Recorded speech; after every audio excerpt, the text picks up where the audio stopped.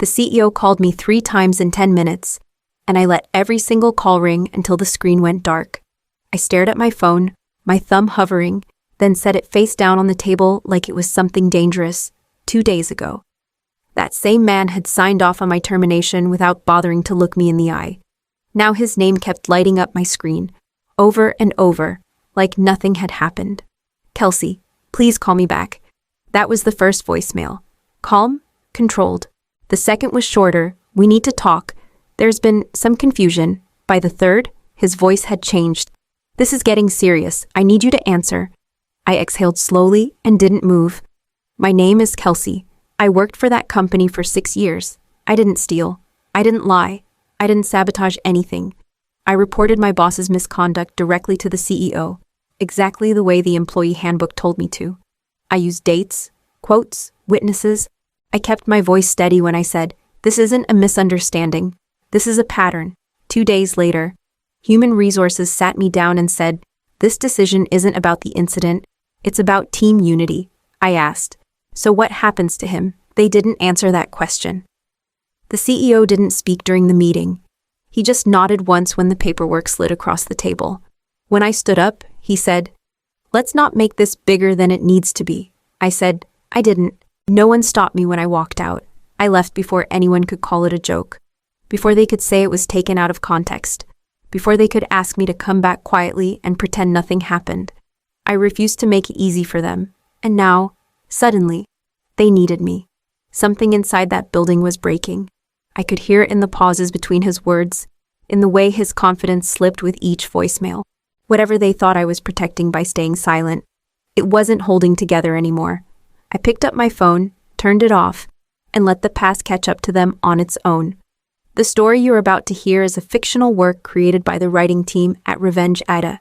It is inspired by real workplace dynamics, power imbalances, and the quiet moments when ordinary people are pushed into extraordinary decisions.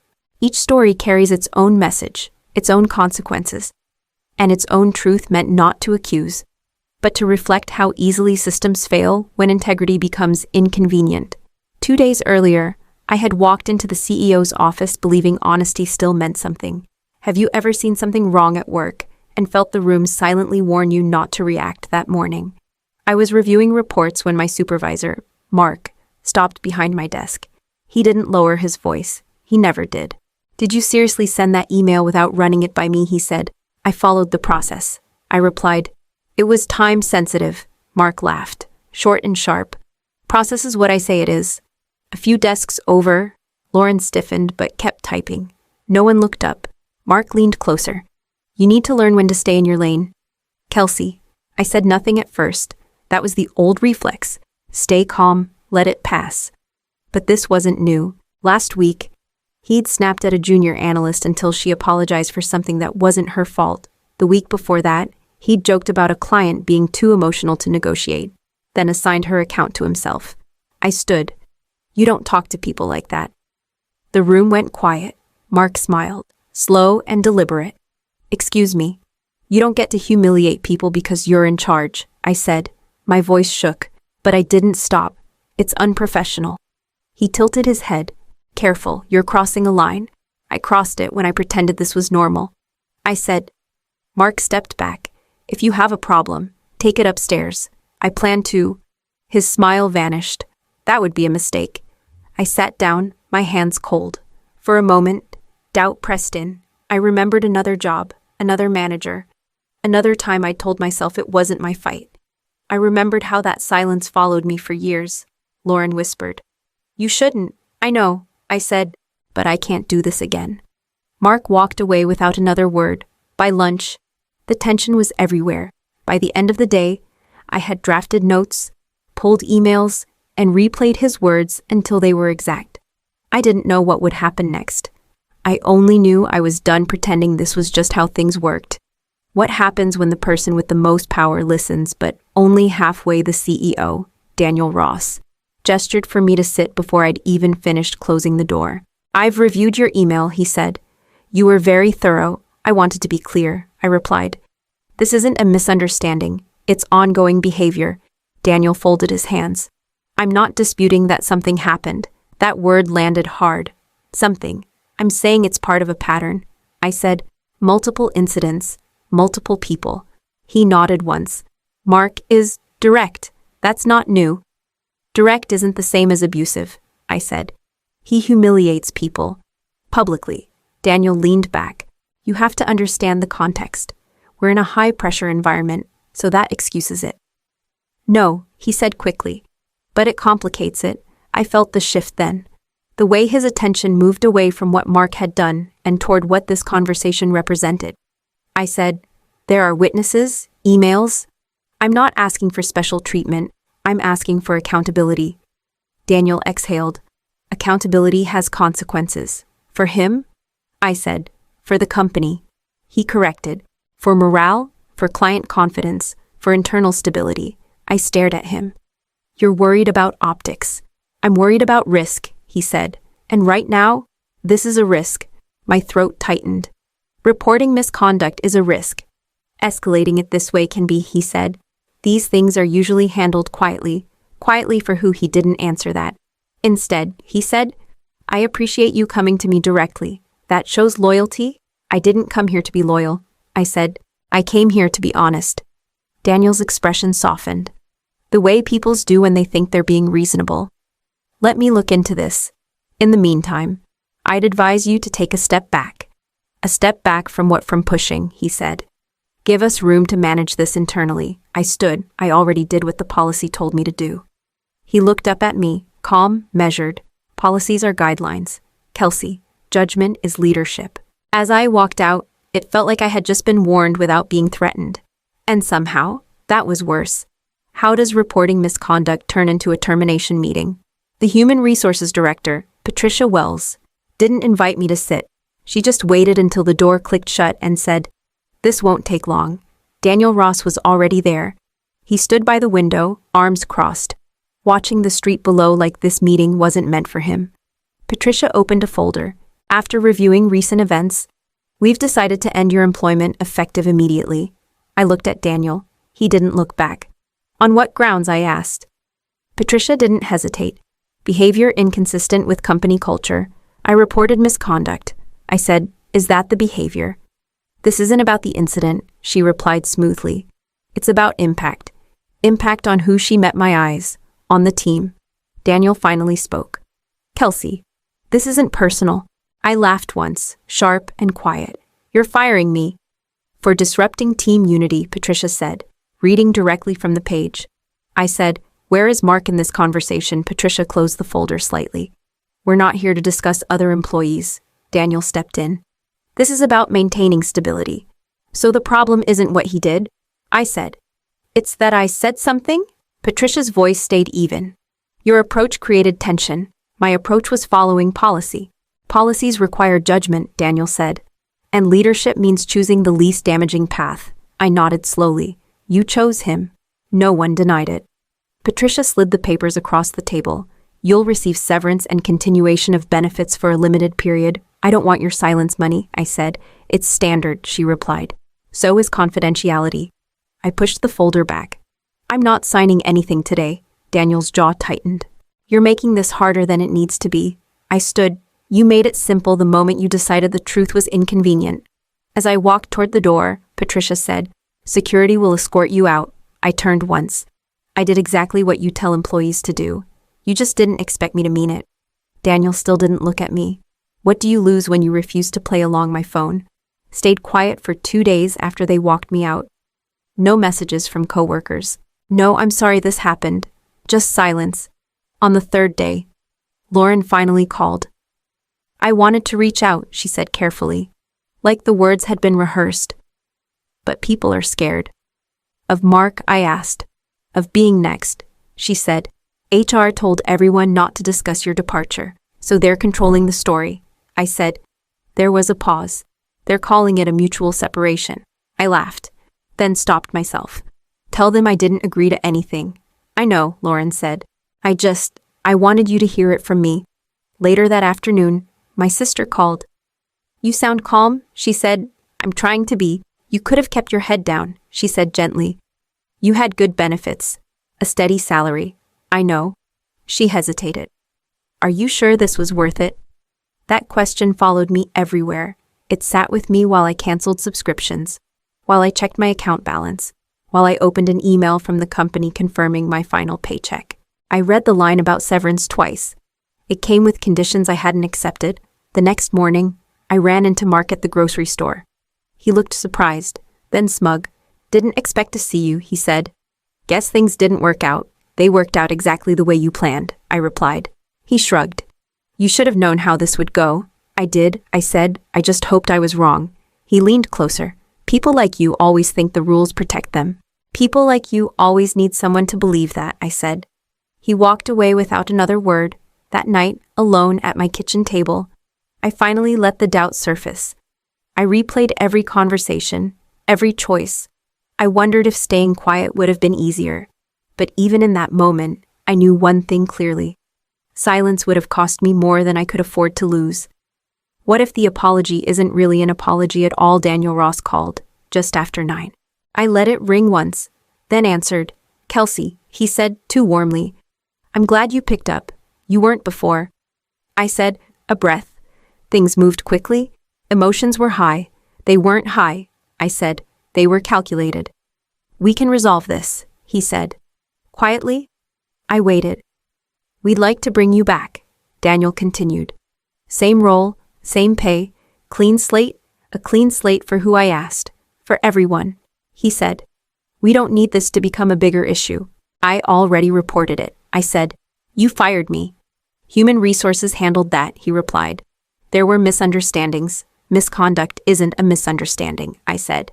Another pause. "Mark has agreed to attend coaching." "Coaching," I repeated. "That's your fix." "It's a step," he said. "And we'd ask you to sign a standard agreement. Confidentiality, non-disparagement." "So I come back," I said, "and I pretend none of this happened." "You move forward," Daniel said. "We all do." I pictured the folder Patricia slid across the table. The language, the silence. "What happens if I don't?" Daniel's voice tightened. "I'd hate to see this escalate." "Escalate how?" I asked.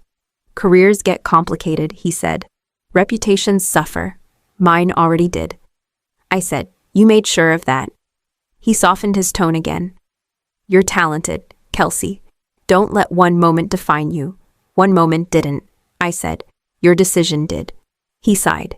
"You're asking us to admit fault." "I'm asking you to stop hiding it," I said. "We can't do that," Daniel said. "Then we're done," I said. "You're making this harder than it needs to be," he said. I stood from the table.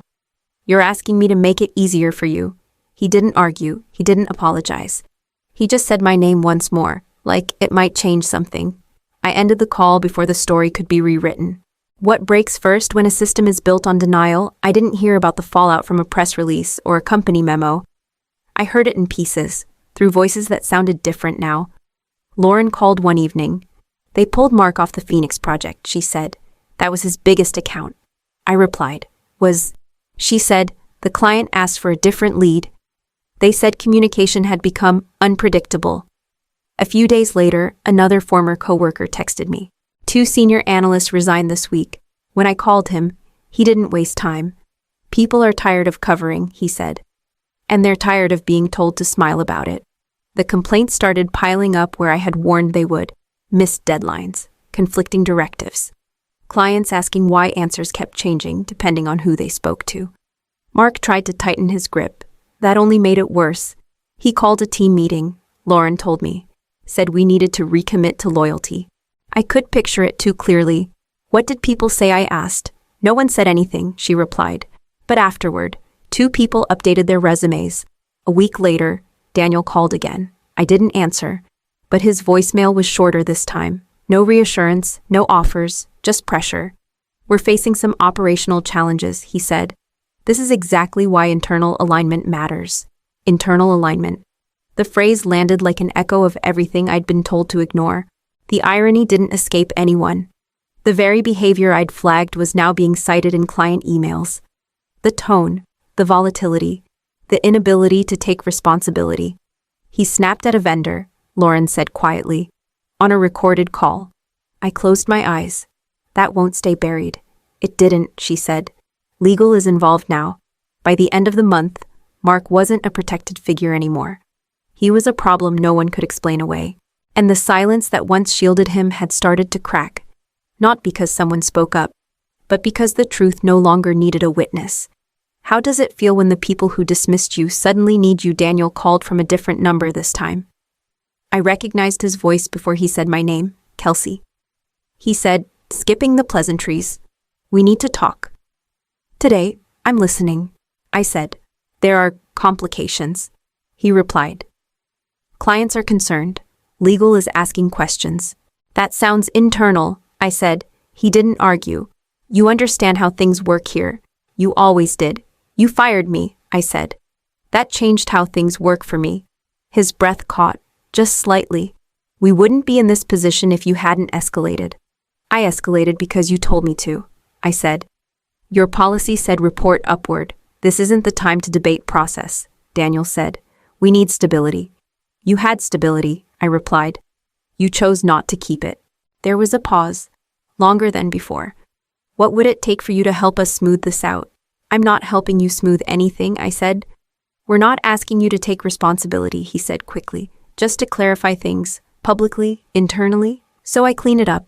I said, "And you keep calling it alignment." "That's not fair," Daniel said. "It's accurate," I replied. His voice dropped.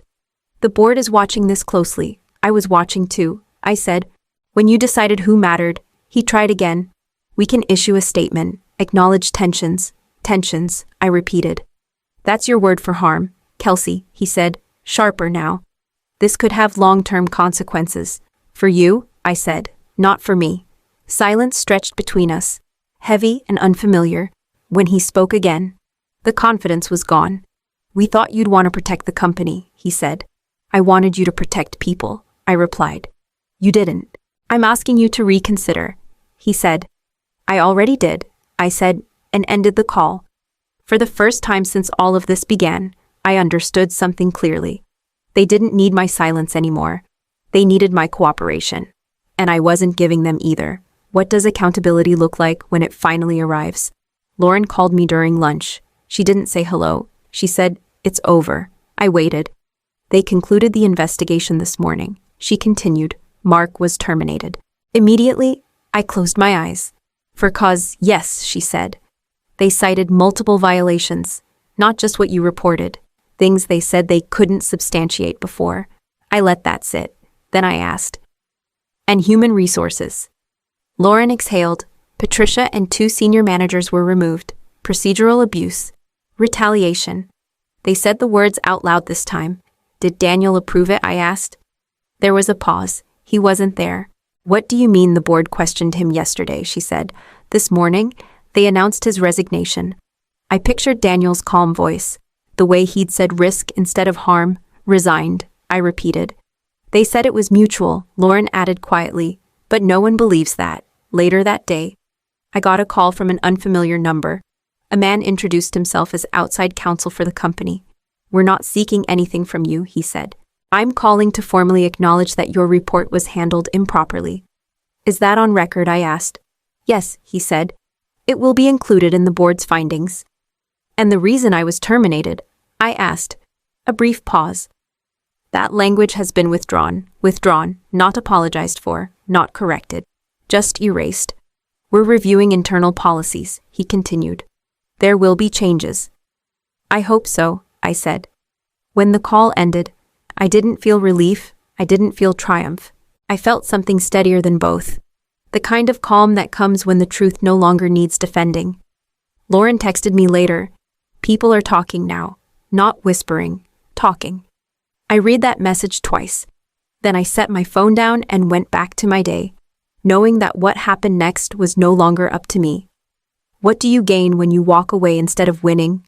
I ran into Daniel months later, not in a boardroom, but in a quiet cafe near my new office. He looked older, smaller. "Kelsey," he said, standing too quickly. "I heard you landed somewhere good." "I did," I said. "It fits." He nodded, hands clasped like he was waiting for permission to continue. "Things are different now. I imagine they are. They brought in compliance consultants," he said, "new reporting channels, mandatory reviews." "That's good," I replied. He hesitated. "I should have handled it differently." "You should have handled it," I said. He absorbed that, then gave a short, tight smile. You were right about Mark, I know, I said. You knew too. Daniel didn't argue. We thought protecting the structure would protect the company. It protected the wrong people. I said. The company still existed. It had contracts, offices, a name people recognized. But it was watched now, audited, cautious. The kind of place that had learned, too late, that silence is not stability. I never went back. I didn't consult. I didn't profit from their collapse. I built something else, somewhere else, with people who didn't flinch when the truth made things uncomfortable. Lauren texts me sometimes. Short updates, promotions, new leadership. It's not perfect, she wrote once, but it's better. That was enough. I didn't destroy an empire. I stopped holding up something that was already rotten. When it finally gave way, that wasn't revenge, it was gravity. Life lesson. If a system only works when good people stay quiet, then leaving is not losing. It is choosing yourself over a place that never chose integrity in the first place.